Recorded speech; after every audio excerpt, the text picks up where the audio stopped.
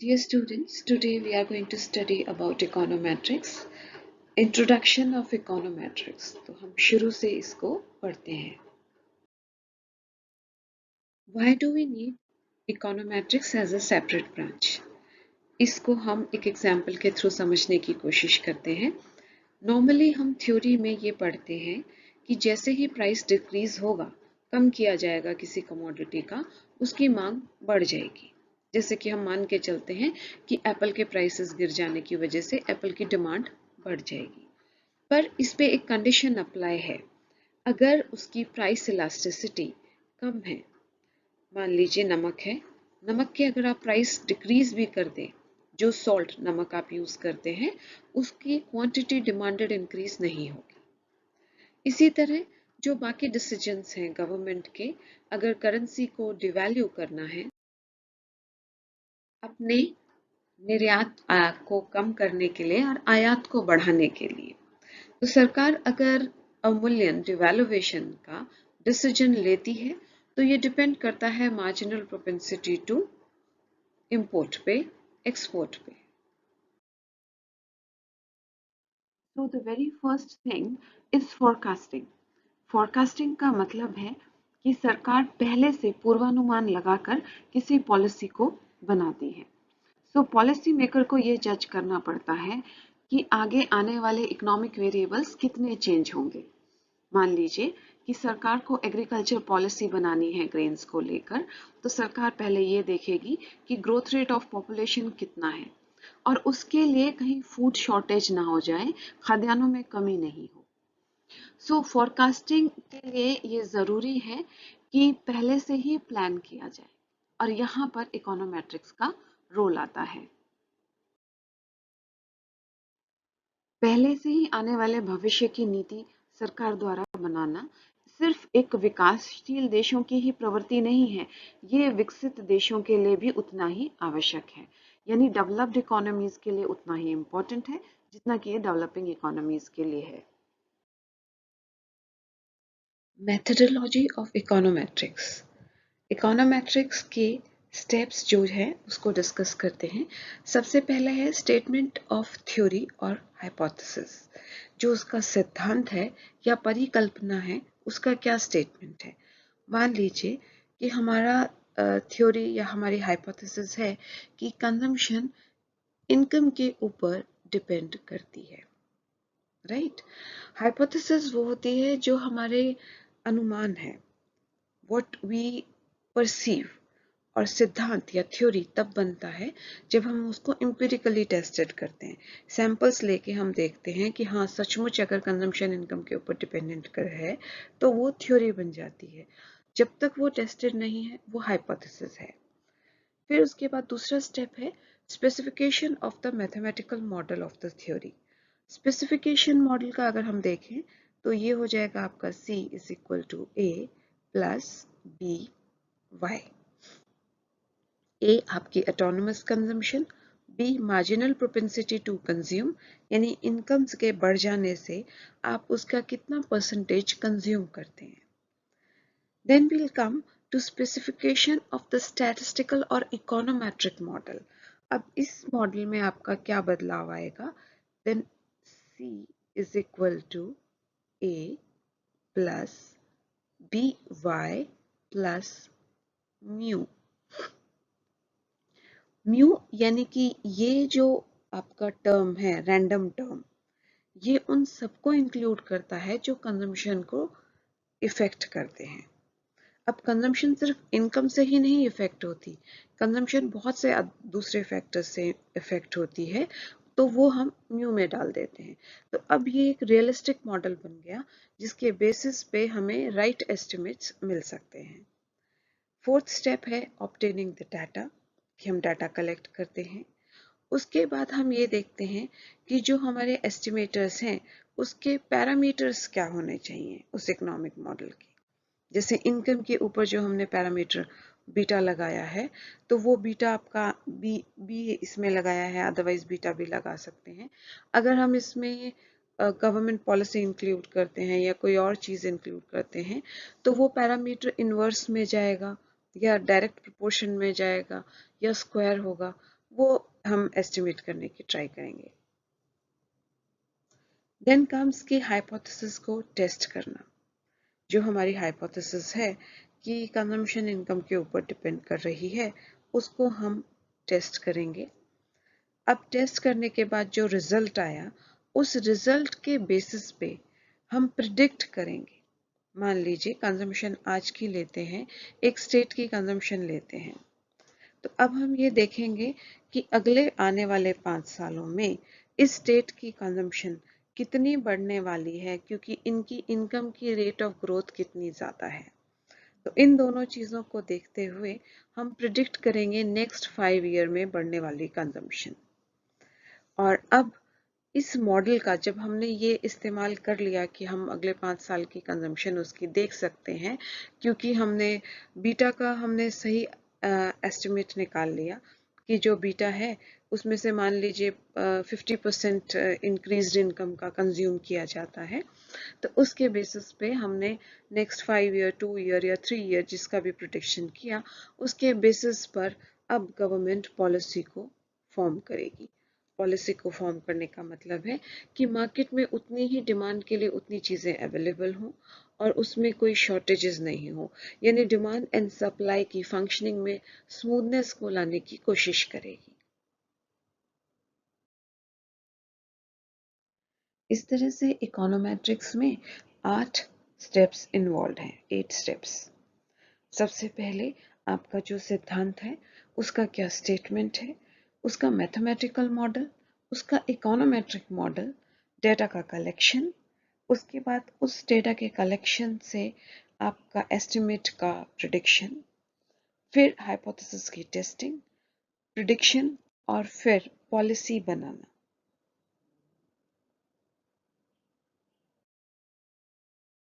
Now we'll study each step in a detailed way. हम इसे विस्तार से पढ़ते हैं और हम ये देखते हैं कि पहला स्टेप है specification of the model. Model को स्पेसिफाई करना, बताना कि यहाँ पर इसको किस तरीके से एक्सप्लेन करना है। अब ये चीज़ डिपेंड करती है दो चीज़ों के ऊपर, इकोनॉमिक थ्योरी यानी आर्थिक सिद्धांत के ऊपर, और दूसरा आर्थिक सिद्धांत या आर्थिक हाइपोथेसिस के अलावा जो भी कोई इंफॉर्मेशन अवेलेबल है। जैसे कंजम्पशन किसी और चीज़ के ऊपर भी डिपेंड करती है, वो इंफॉर्मेशन अवेलेबल है तो वो भी हम मॉडल में इंक्लूड करेंगे।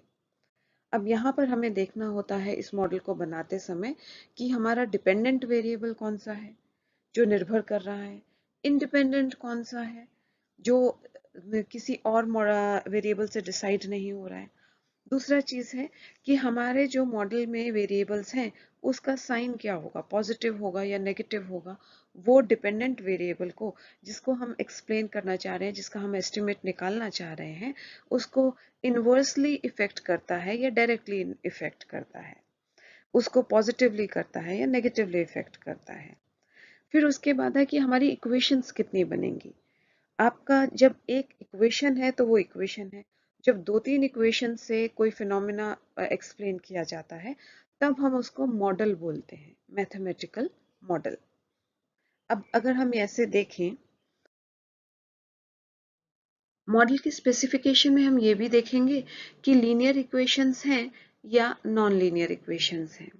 इसके अलावा फर्स्ट स्टेप में ही हम 3 स्टेप इन्वॉल्व कर लेते हैं ताकि हमें समझने में ऐसा आसानी हो कि हमने इसमें इकोनॉमिक थ्योरी भी ऐड कर ली, हाइपोथेटिकल हाइपोथेसिस था वो उसको भी ऐड कर लिया, इसको हमने इकोनोमेट्रिक मॉडल में परिवर्तित भी कर दिया। और अब हम देखते हैं कि इसके एस्टिमेट्स जो हैं हमने जो लिए हैं, कॉफिशिएंट्स लिए हैं, उनके साइंस क्या होंगे, उनका मैग्नीट्यूड क्या होगा। तो इसको देखने के लिए हम एक एग्जाम्पल लेते हैं।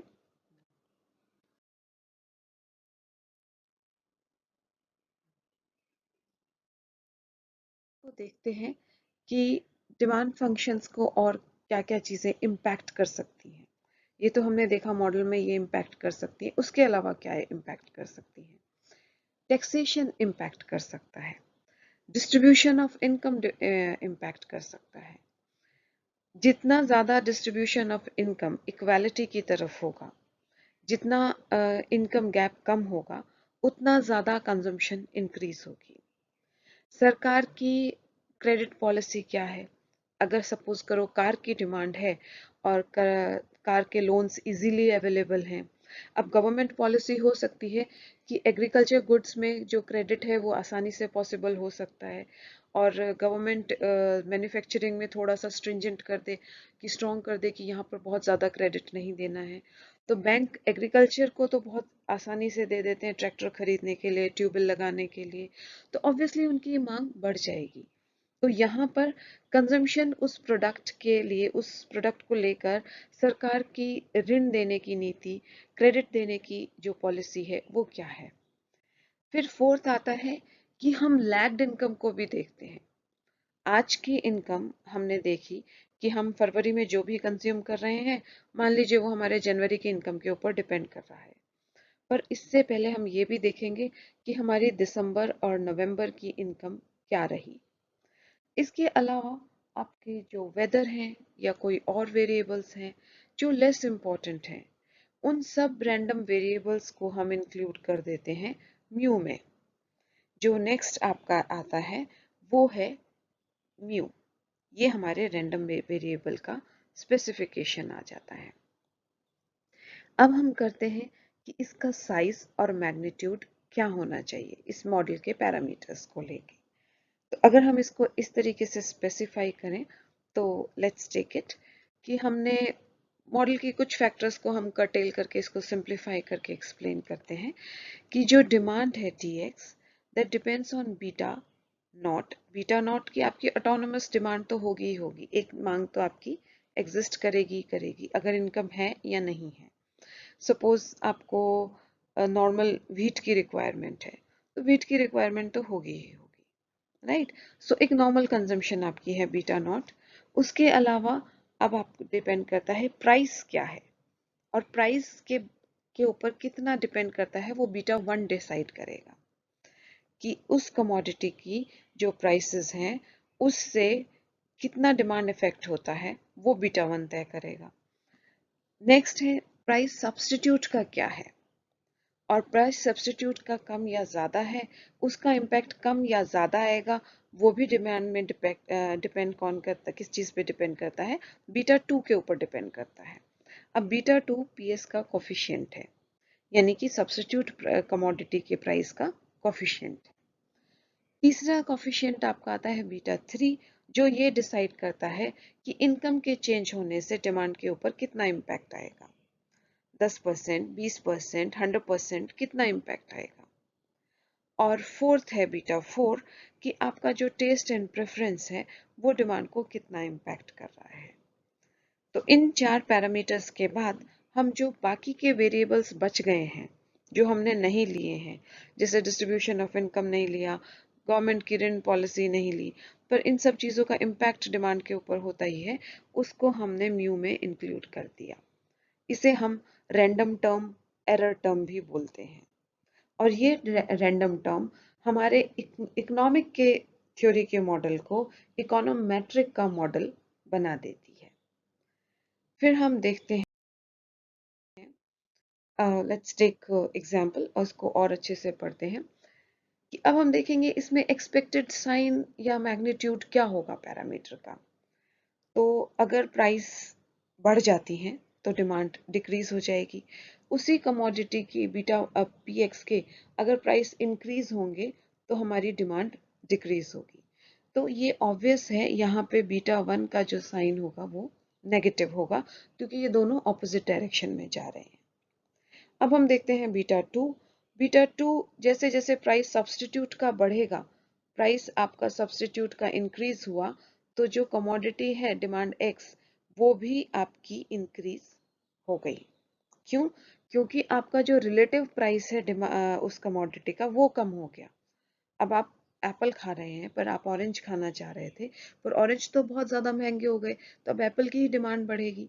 अब इस वजह से एक वेरिएबल के बढ़ने से दूसरा वेरिएबल भी बढ़ रहा है, तो हम उसको क्या बोलते हैं, हम उसमें इस साइन को पॉजिटिव ही डिक्लेयर करेंगे।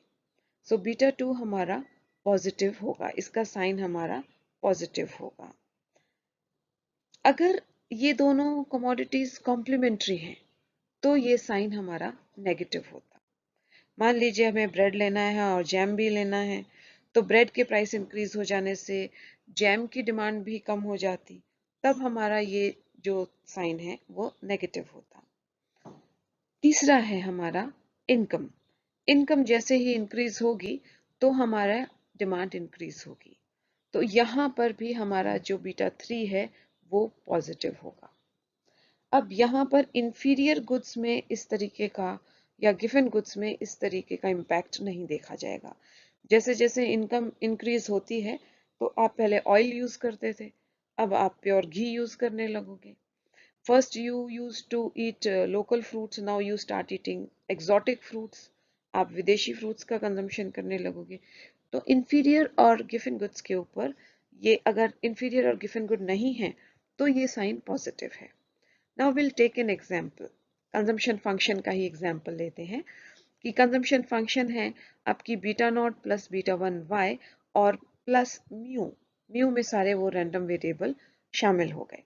बीटा वन है आपकी मार्जिनल प्रोपेंसिटी टू कंज्यूम, जो जीरो भी नहीं हो सकती है और कंप्लीट 100% भी नहीं हो सकती है। बीटा नॉट आपका पॉजिटिव कांस्टेंट है, अगर आपकी इनकम जीरो है तो भी आपका कुछ ना कुछ कंजम्पशन तो है, क्योंकि आप लिविंग बीइंग हो। आपका बेसिक्स कंजम्पशन, आपकी फूड क्लोथिंग, वो कंजम्पशन फिर भी एग्जिस्ट करेगी।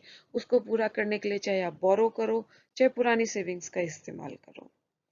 एमपीसी पॉजिटिव वन से ज़्यादा इसलिए नहीं होती कि जितनी इनकम आपकी इंक्रीज हुई है उससे ज़्यादा आपके कंजम्पशन में चेंज नहीं आ सकता है।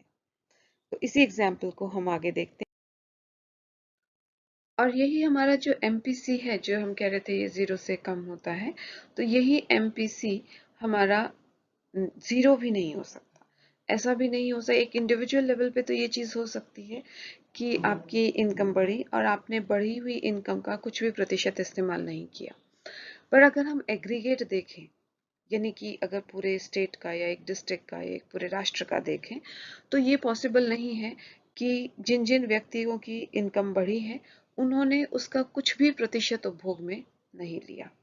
तो इसलिए जो आपका MPC है, मार्जिनल प्रोपेंसिटी टू कंज्यूम, जिसे हम उपभोग की सीमांत प्रवृत्ति कहते हैं, वो 1 से कम ही रहेगी और 0 से ज़्यादा होगी।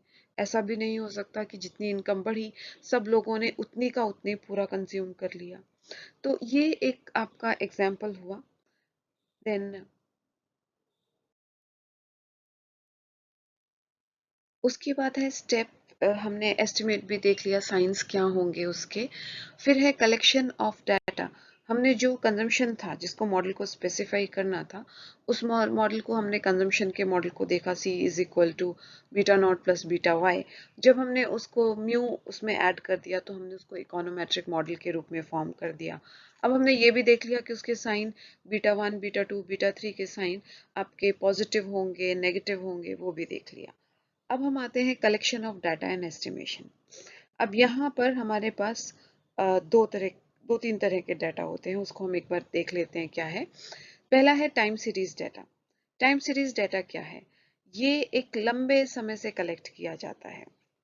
अगर आप सपोज करो डिस्पोजेबल इनकम या कंजम्पशन का एग्रीगेट डाटा लेते हैं, 1960 से लेकर 2000 तक का डाटा लेते हैं, तो ये एक डाटा हो गया जिसे हम टाइम सीरीज डाटा कहेंगे। माइक्रो डाटा यानी किसी भी इंडिविजुअल का डाटा लेना, किसी हाउस होल्ड का डाटा लेना, या किसी फर्म के डाटा को हम, फर्म यानी कि कोई जो प्रोडक्शन हाउस है, मैन्युफैक्चरिंग फर्म है, उसका हम डाटा लेते हैं, तो वो हमारा माइक्रो डाटा हो गया। मैक्रो डाटा, अब ये मैक्रो डाटा हमारा बड़े स्केल के ऊपर हुआ। मैक्रो डाटा का मतलब है कि आपने पूरी इकोनॉमी का लिया, इन्फ्लेशन हो गया, एम्प्लॉयमेंट हो गया या कंजम्पशन हो गया, बड़े स्केल पे लेना, सब लोगों का लेना, एग्रीगेट करना, डिस्ट्रिक्ट लेवल पे लेना या फिर स्टेट या कंट्री लेवल पे लेना। अब मैक्रो डाटा में भी दो तरह के डाटा शामिल हैं। एक है आपका क्रॉस सेक्शन डाटा और दूसरा है आपका क्रॉस सेक्शन डाटा और दूसरा है pooled data. Cross section data का क्या मतलब है कि उसी समय पर एक या एक से ज़्यादा वेरिएबल्स कलेक्ट किए जाते हैं, उसको हम क्रॉस सेक्शन डाटा कहते हैं। सपोज करो आपने उसी समय देखा कि कंजम्पशन लेवल क्या था, इनकम लेवल क्या था, डिमांड कितनी थी और प्राइसेस क्या थे। तो ये चारों वेरिएबल्स आपने एक ही समय में लिए इसे हम क्रॉस सेक्शन डाटा कहेंगे। पूल्ड डाटा का मतलब है टाइम सीरीज और क्रॉस सेक्शन दोनों डाटा को इकट्ठे कर देने को हम पूल्ड डाटा बोलते हैं। तो पूल्ड डाटा का अगर हम एग्जांपल दें तो मान लीजिए कि हमने अपने यहाँ पे 50 मैन्युफैक्चरिंग फर्म्स ली, 50 मैन्युफैक्चरिंग फर्म्स का हमने अगले पिछले 10 साल का एनुअल सेल्स देखी। तो हम हर साल के एनुअल सेल्स अलग अलग यूनिट्स की हमने देखी, उनका डिविडेंड देखा, उनका प्रॉफिट देखा। तो अब हमने पिछले 10 साल का हर साल का एनुअल सेल्स भी देख रहे हैं, उनका डिविडेंड भी देख रहे हैं, उनका प्रॉफिट भी देख रहे हैं और उनका ग्रोथ रेट भी देख रहे हैं। इस तरीके से ये हमारे डाटा में दोनों चीज़ें शामिल हो गई, टाइम सीरीज डाटा जिसे हम समय श्रृंखला डाटा भी बोलते हैं, और इसमें आपका क्रॉस सेक्शन डाटा भी इंक्लूड हो गया। तो ये हो गया आपका पूल डाटा।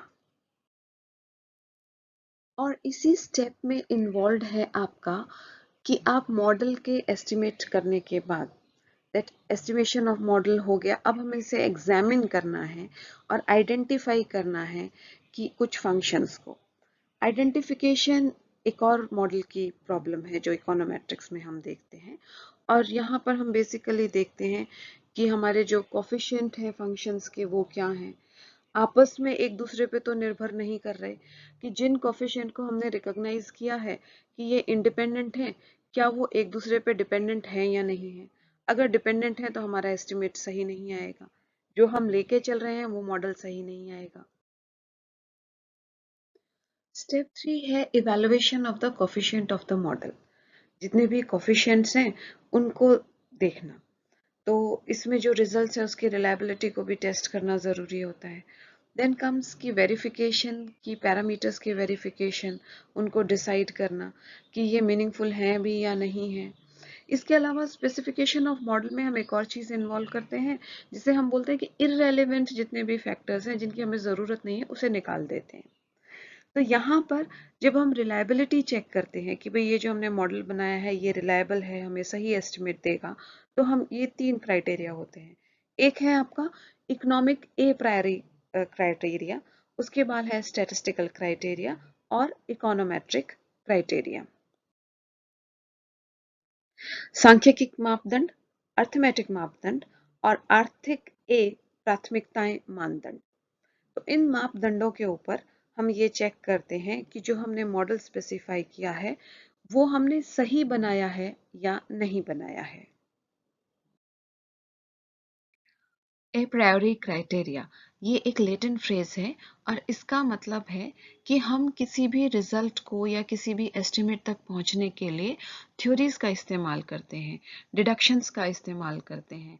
संभावित प्रभावों या परिणामों का निर्णय करने के लिए हम सिद्धांतों का इस्तेमाल करते हैं, उपयोग करते हैं।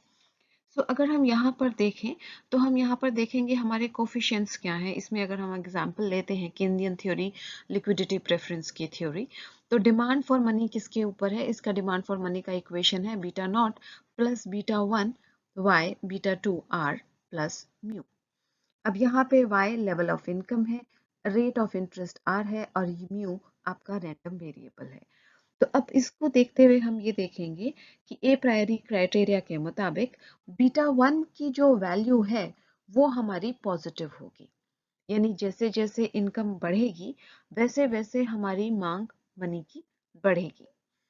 बीटा 2 रेट ऑफ इंटरेस्ट, अगर रेट ऑफ इंटरेस्ट हाई होगा तो ऐसी कंडीशन में हमारी लिक्विडिटी प्रेफरेंस कम होगी, हम ज्यादा से ज्यादा उस पैसे को उधार देना चाहेंगे क्योंकि रेट ऑफ इंटरेस्ट हाई है।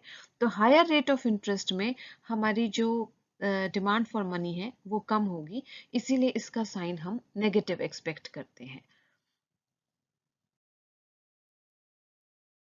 यहाँ पर हम केन्जियन मॉडल में इक्वेशंस को बनाने से पहले या उसको सॉल्व करने से पहले हम ये देखेंगे कि ये जो हमारा क्राइटेरिया है उसमें हमारे कोफिशिएंट्स के साइन क्या हैं। अगर कोफिशिएंट्स के साइन नहीं गिवन है तो हमारा ये जो मॉडल है वो रिजेक्ट हो जाएगा। तो the very first thing is to decide the magnitude and the sign of the coefficients. दूसरा क्राइटेरिया है स्टैटिस्टिकल क्राइटेरिया। जिसको हम फर्स्ट ऑर्डर टेस्ट भी कहते हैं। स्टैटिस्टिकल क्राइटेरिया बेसिकली क्या इंक्लूड करता है, ये डिटरमाइन होता है किस चीज़ से, स्टैटिस्टिकल थ्योरी से, और कोरिलेशन कोफिशिएंट्स को भी देखता है, और स्टैंडर्ड एरर टेस्ट भी देखा जाता है। स्टैंडर्ड एरर टेस्ट किसी भी एस्टिमेट का उसका डिस्पर्शन देखता है।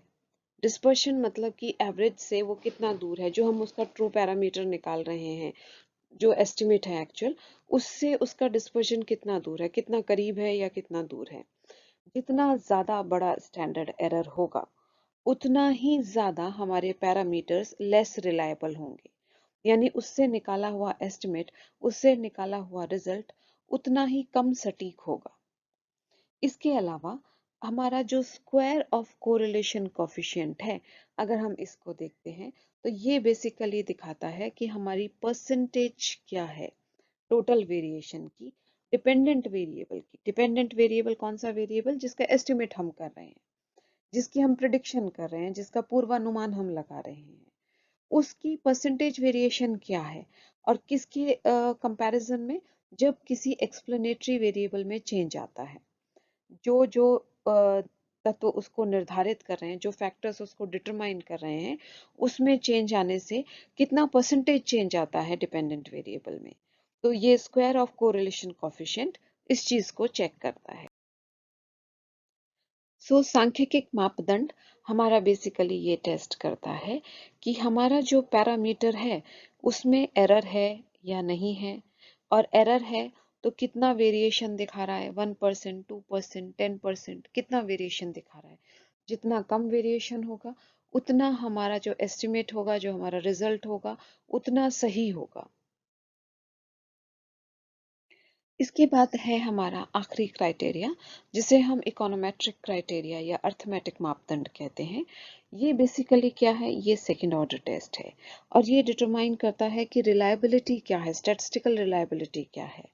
तो यहाँ पर हम देखते हैं कि जो एस्टिमेट हमने लिया, क्या उसमें जो प्रॉपर्टीज होनी चाहिए वो सही है या नहीं है, वो एस्टिमेट कंसिस्टेंट है, अनबायस्ड है और लीनियर है।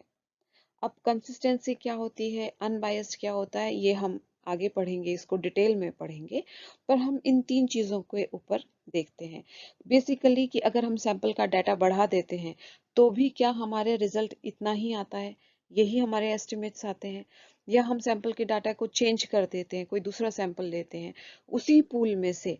अगर मान लीजिए एक सिटी है और सिटी में कोई 20 घरों का हम कंजम्पशन लेवल चेक कर रहे हैं, तो उससे आने वाला डाटा या दूसरे 20 घरों से आने वाला डाटा क्या सिमिलर एस्टिमेट शो कर रहा है या नहीं शो कर रहा है।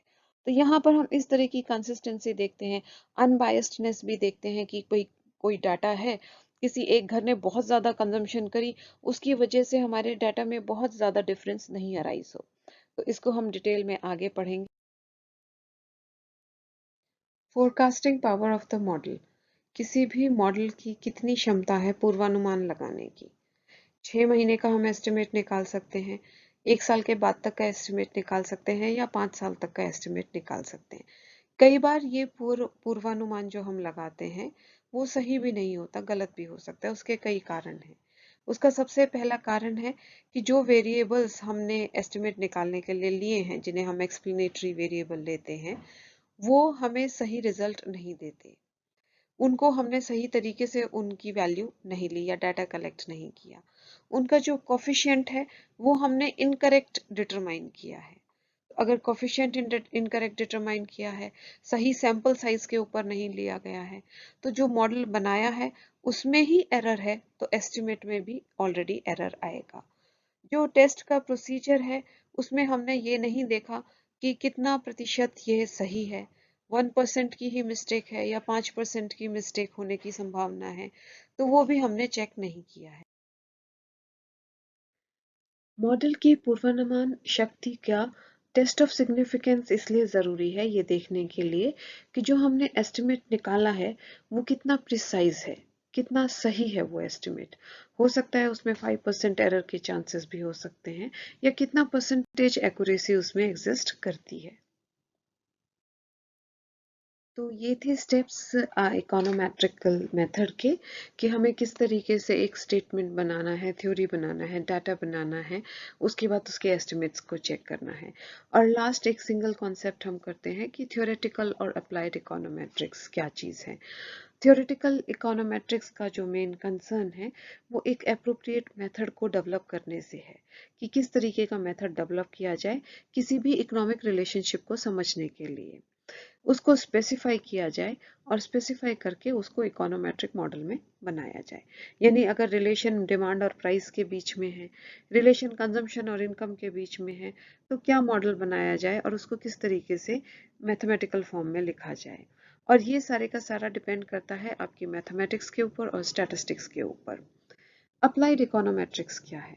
अप्लाइड इकोनोमेट्रिक्स उसी इकोनोमेट्रिक मेथड का असली जिंदगी में एप्लीकेशन है, कि हम उसका किस तरीके से इस्तेमाल करते हैं जो हमारे पास आर्थिक प्रॉब्लम्स आ रही हैं उसको सॉल्व करने के लिए, इकोनॉमिक प्रॉब्लम्स को सॉल्व करने के लिए। अब यहाँ पर हम किन टूल्स का इस्तेमाल करते हैं, जैसे कंजम्पशन फंक्शन हमने एक मॉडल बनाया, इन्वेस्टमेंट फंक्शन बनाया, प्रोडक्शन फंक्शन बनाया, डिमांड एंड सप्लाई फंक्शन का मॉडल बनाया।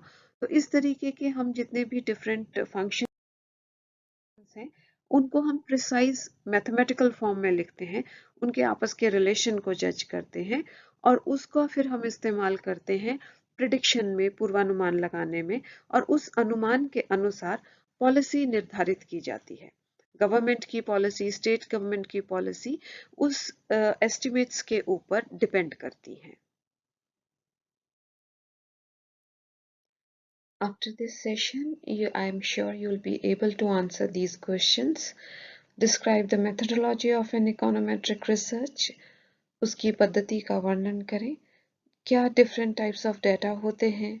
इकोनोमेट्रिक्स की अप्लाइड इकोनोमेट्रिक्स और थियोरेटिकल इकोनोमेट्रिक्स में क्या फ़र्क है? डिवीजन ऑफ इकोनोमेट्रिक्स क्या है?